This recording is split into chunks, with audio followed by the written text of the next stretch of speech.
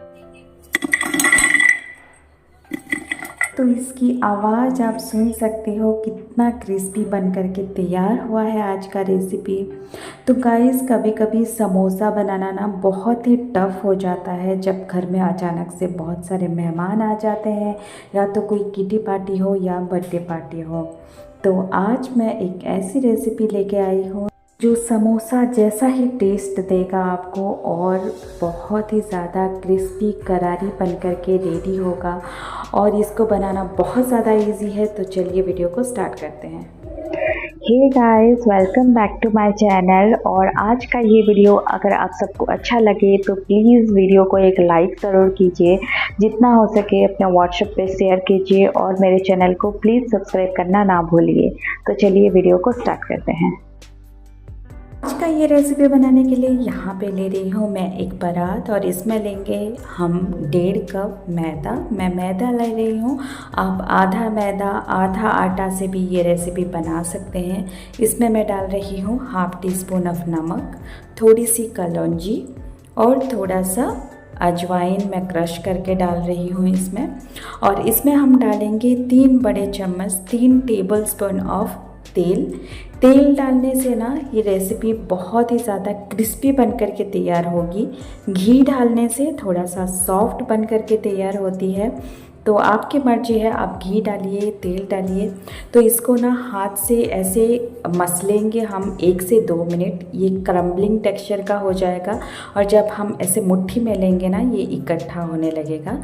तो इसी स्टेज पे हम इसमें डालेंगे पानी हम लोग थोड़ा थोड़ा करके ऐड करेंगे, ज़्यादा पानी एक साथ नहीं डालेंगे। तो थोड़ा थोड़ा पानी ऐड करके इसका एक सख्त सा डो बना लेंगे। एक हार्ड डो बनाना है आपको, बहुत ज़्यादा सॉफ्ट डो नहीं बनाना है, या तो फिर मीडियम सॉफ्ट भी नहीं चाहिए। एक हार्ड डो या तो एक सख्त डो बना लेना है। ये देखिए मैंने जैसे बनाया है। और इसको हम एक गीले कपड़े से ढक के रख देंगे आधा घंटा तक रेस्ट करने के लिए। ये रेस्ट कराना बिल्कुल ज़रूरी है। इससे आपका जो स्नैक्स है वो बहुत ही ज़्यादा अच्छा इवनली कुक होगा और बहुत ही क्रिस्पी करारी बन करके रेडी होगी। तो चलिए हम पोटैटो का एक फिलिंग्स रेडी कर लेते हैं। पे लेंगे एक बाउल, और इसमें मैं ले रही हूँ 2 उबले हुए आलू मीडियम साइज़ के। और आलू को ना हम लोग ऐसे छोटे ग्रेटर में ग्रेट कर लेंगे अच्छे से। और फिर इसमें मैं मिला रही हूँ कुछ मसाले, जैसे कि इसमें मैंने डाला है स्वाद अनुसार नमक, थोड़ी सी हल्दी पाउडर, थोड़ी सी लाल मिर्च का पाउडर, मैं डाल रही हूँ थोड़ी सी धनिया का पाउडर, थोड़ा सा गरम मसाला और थोड़ी सी चाट मसाले। और इसमें हम डालेंगे कस्तूरी मेथी थोड़ा सा फ्लेवर के लिए, और थोड़ी सी कटा हुआ धनिया का पत्ता। तो अभी इन सारी चीज़ों को, मसालों को आलू में अच्छे से मिक्स कर लेंगे एक बार। और ये देखिए आलू हमने कुक नहीं किया है। कुक नहीं करने से आलू में बहुत सारे मॉइस्चर होते हैं, तो उसको बैलेंस करने के लिए यहाँ पे एक सीक्रेट इंग्रेडिएंट्स डालना है, वो है कॉर्नफ्लोर। तो यहाँ पे मैंने डाला है 3 table spoon of cornflour. Cornflour के जगह आप अरारोट पाउडर भी यूज़ कर सकते हैं। अभी आलू को कॉर्नफ्लोर के साथ मिक्स करके ये हमारा फिलिंग्स बिल्कुल रेडी हो गया है। आप इसको साइड में रख देंगे। ये जो हमने आटा गूंद के रखा था, अभी आधा घंटा हो गया है रेस्ट किए हुए। अभी आटे को हम लोग लाएंगे और एक बार 1 मिनट तक इसको फिर से गूंद लेंगे। और इसको मैंने 2 पार्ट में डिवाइड कर लिया है। तो एक बॉल्स ऐसे हाथ में लेंगे हम लोग, और एक बेलन और चकला चाहिए हमें इसको बेलने के लिए। तो ऐसे इसको एक चकले में रख के हम लोग बेलेंगे। तो इसमें कोई भी आटा आपको डस्ट करने की कोई ज़रूरत नहीं, ये आराम से आप बेल सकते हैं। तो ये देखिए इसको ना ऐसे बेल के एक बड़ा सा रोटी जैसा शेप देना है।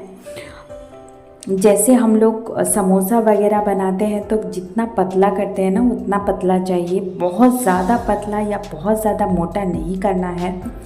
अभी क्या करना है, बीच में एक कटोरा छोटा सा मैं रख रही हूँ इसके, और साइड में ना हम लोग जो आलू का फिलिंग्स बनाए थे इसको हम लोग स्प्रेड करेंगे। तो कोई भी स्पैचुला ले लीजिए, कोई भी नाइफ़ ले लीजिए या कोई भी स्पून ले लीजिए और आलू का जो फिलिंग्स है इसको इस रोटी में ऐसे स्प्रेड करते जाएंगे हम लोग। ये देखिए जैसे मैं कर रही हूँ। और आलू का बहुत ज़्यादा पतला लेयर आपको लगाना है, बहुत ज़्यादा मोटा लेयर बिल्कुल भी नहीं लगाना है। अभी मैंने चारों ओर स्प्रेड कर लिया है। अभी बीच में जो कटोरा मैंने रखा था उसको निकाल देंगे और एक पिज़्ज़ा कटर की मदद से इसको मैं 16 पार्ट में डिवाइड कर लिया है। ये देखिए कुछ इस तरह से हम लोग इसको डिवाइड कर देंगे, काट लेंगे और कुछ इस तरह का शेप आ जाएगा आपके सामने। और बीच का जो जगह खाली है उसमें थोड़ा सा पानी हम लोग लगा देंगे।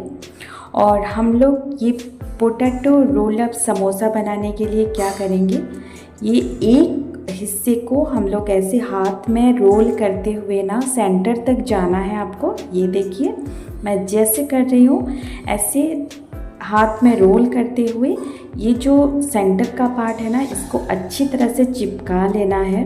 और ये आपका एक पोटैटो रोल समोसा बिल्कुल रेडी हो गया है। अभी दूसरा मैं करके दिखा रही हूँ, बिल्कुल इस तरह से करना है।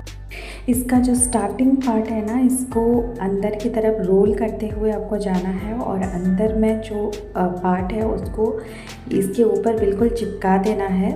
आपको ये ध्यान रखना है कि जो लास्ट पार्ट है ना तो इसके ऊपर अच्छे से चिपकाना है आपको, वरना आप तेल में डालोगे तो ये खुल जाएगा।